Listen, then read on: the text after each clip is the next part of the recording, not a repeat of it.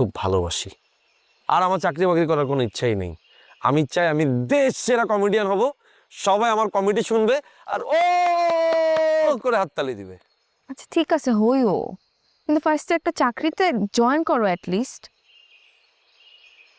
চাকরি বাকরি আমার দিয়ে হবে না। আর আমার এখন কি মনে হইতেছে জানো, তোমার যেহেতু কমেডি নিয়ে এত প্রবলেম, বিয়ের পর যে কোনো ইস্যুতে তুমি কমেডিকে ব্লেম করবা। এখানে ব্লেম দেওয়ার ব্যাপার কোত্থেকে আসলো? আমি কেন ব্লেম দিব তোমাকে? আর আমি তো তোমাকে বলতেছি না কমেডি ছেড়ে দিতে, আমি শুধু বলতেছি তুমি চাকরির পাশাপাশি কমেডিটা করো।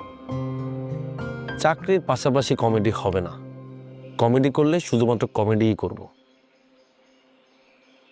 তুমি আমার জন্য এতটুকু করতে পারবা না? তোমার জন্য তো আমিই আছি, কেন আমার প্রতি কি তুমি কোনো ভরসা পাও না?